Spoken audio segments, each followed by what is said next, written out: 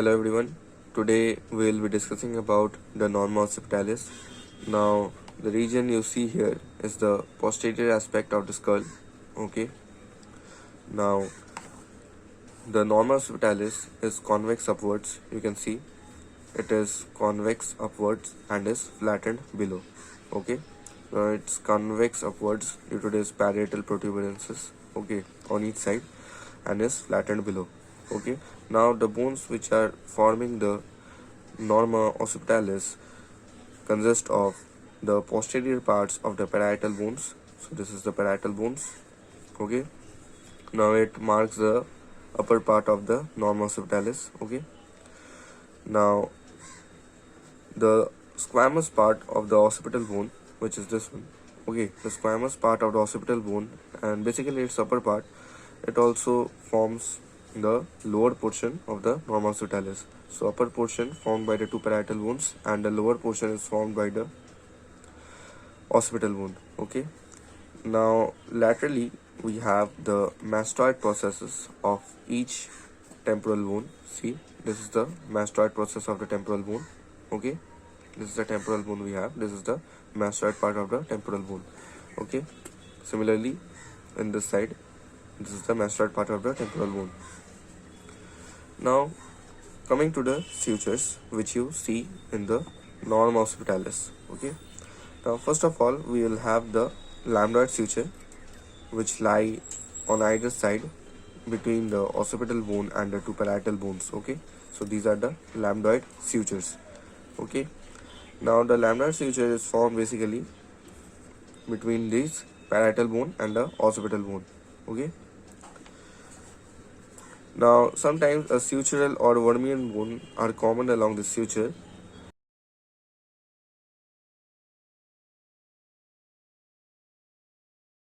So as I was saying, sometimes the Wormian bones or sutural bones are common along the suture.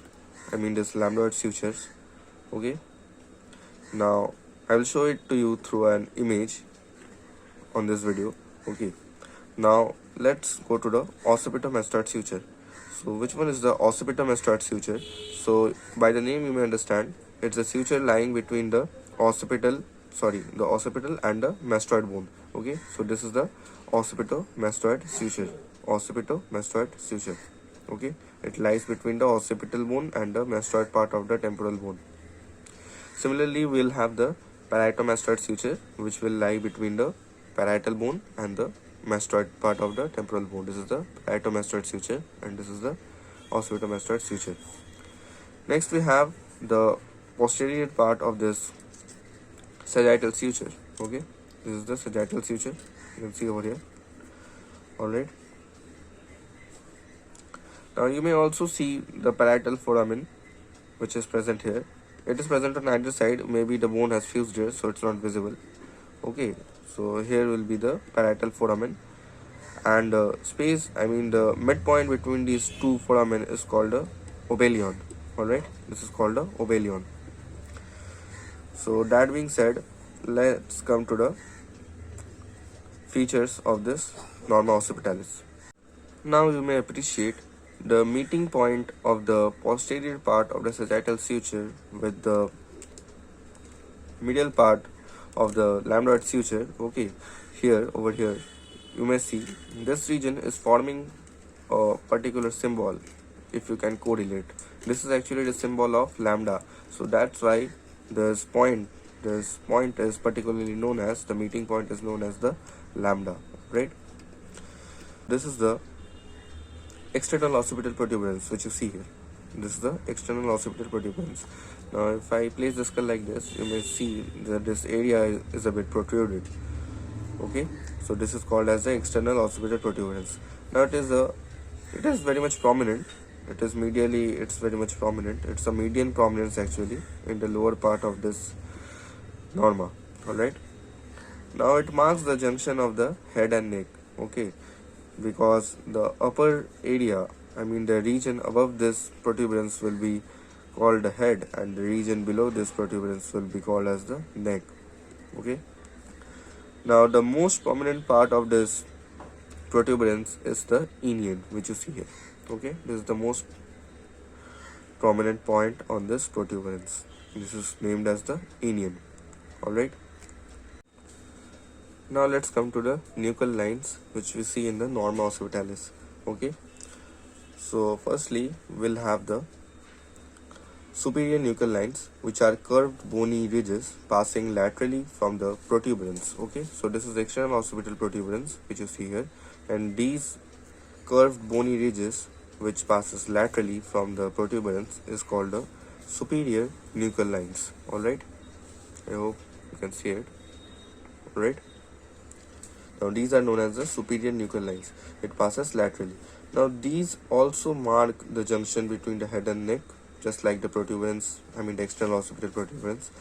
The area below it will be studied in the norma basalis view. Alright, the area below this superior nuchal lines. Alright, now there are sometimes the highest nuchal lines may be found, which are not always present. Okay, above this superior nuchal lines, they are curved bony ridges. They are placed here. Okay, these are the highest nuchal lines. So they are curved bony ridges. Now they are just situated 1 centimeter above this superior nuchal lines. Alright. Now they begin from the upper part of the external occipital protuberance and are more arced than superior nuchal lines. So this you must remember, that they will be more arced if present compared to the superior nuchal lines. Okay. Now coming to the occipital point. Now the occipital point is a median point. Okay. Now it's present a little above the inion. Inion is the most prominent point of the external occipital protuberance, but the occipital point is a median point which lies a bit at the upper level of the inion. Okay, now it is the point which is farthest from the glabella. Okay, I hope you remember glabella. Glabella was the most prominent median point, which is formed at the meeting point of the superciliary arches over here. Okay, most prominent part of your forehead. So this will measure, the point from the glabella till the occipital point will measure the maximum anterior-posterior diameter of the skull. Okay, now, which is generally the farthest point from the anterior part. Alright.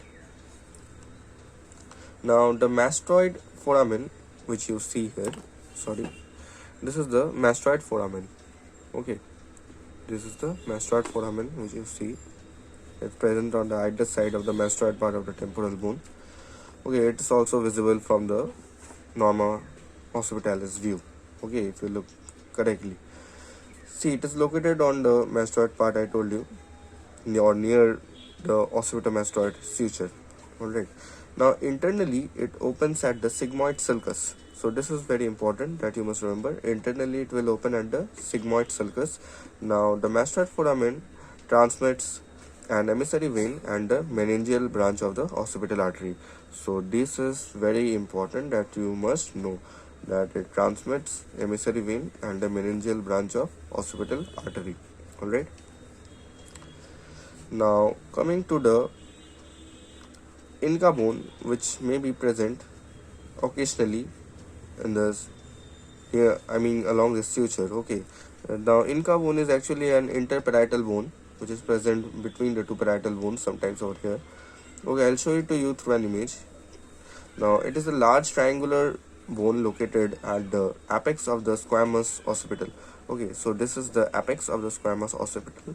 Now the Inca bone is generally found over this region. Okay, now this is not a sutural or any accessory bone, but it represents the membranous part of the occipital bone which has failed to fuse with the rest of the bone. Alright, now let's discuss about the attachments. Discuss the attachments. So for the quick remembrance, I have prepared a chart which will help you in understanding the attachments in relation to the occipital bone, which is pretty much important for the norma occipitalis as well. Alright, now the upper part of the external occipital protuberance. So this was the external occipital protuberance. Now the upper part of it will give origin to the trapezius. Okay, and the lower part will give attachment to the ligamentum nuchae. Okay, ligamentum nuchae. Now coming to the, I will keep this aside. Coming to the superior nuchal line. Okay, so this is the superior nuchal line which you see here in the diagram. Okay, these are the superior nuchal line, and the medial one third of the superior nuchal line. Okay, the medial one third of the superior nuchal line will give origin to the trapezius, and the lateral part, see, and the lateral part will give insertion to the sternocleidomastoid. Okay, remember, it will give insertion to the sternocleidomastoid and origin to the trapezius. Medially it will give origin to the trapezius, and laterally, okay, it will give insertion to the sternocleidomastoid. Okay, not the origin. Now laterally I told you that the superior nuchal line will give insertion to the sternocleidomastoid, which will be above this nuchal line. Okay, but below to it, okay, just adjacently and below to it will have the attachment for the splenius capitis. Okay, I hope you can view it properly. See, okay, above will be the sternocleidomastoid and lower will be the splenius capitis.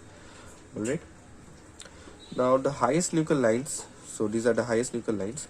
Now if they are present, it will provide attachment to the epicranial aponeurosis medially. Alright, epicranial aponeurosis medially, and it will give origin to the occipital belly of the occipiter frontalis laterally. Okay, occipital belly of the occipiter frontalis laterally, and medially will have the epicranial aponeurosis. Okay, now in case the highest nuchal lines is not present, okay, so the attachment will be respectively in relation to the superior nuchal lines, the same attachments. Okay, so now let's discuss some, the parts which are also in relation with this the occipital bone. Okay, now this is the medial nuchal line which you see here. Okay, this is the medial nuchal line which actually kind of bridges between the superior nuchal line and the inferior nuchal line. Okay, now I think I have told you about the external occipital crest. So this is the external occipital crest which you see here. Okay, this elevation, this is called the external occipital crest. Now the medial nuchal line will run parallel to it. Okay, now below this inferior nuchal line, okay, below to it, now here will be three important group of muscles which are in relation to this inferior nuchal line. Okay, this is the rectus capitis posterior minor, rectus capitis posterior major, and obliquus superior. Alright, now between the trapezius and the rectus capitis posterior minor, in this area, okay, we'll have the attachment of the semispinalis capitis. Okay, and medially and laterally we'll have the splenius capitis, as I discussed in case of superior nuchal line. Okay, so this semispinalis capitis is present in between these two muscles. Okay, next, this is the foramen magnum, as you can see it clearly. This is the condyloid canal. This is the jugular processes. Now in the jugular processes there will be attachment of one important muscle which is rectus capitis lateralis. Okay, the rectus capitis lateralis. So these were the rectus capitis posterior minor and rectus capitis posterior major, and this is the rectus capitis lateralis. Okay, now in the basilar part of the occipital bone will have attachment of the rectus capitis anterior. Okay, posteriorly and anteriorly we have the longus capitis constrictor pharyngeus superior. Alright, and these are the condyles for articulation with atlas. Now when I will teach you atlas, then I will refer to this area once more. Okay, so you must remember it for the time being. So this was pretty much about the norma occipitalis. So I hope you understood well. Thanks for watching.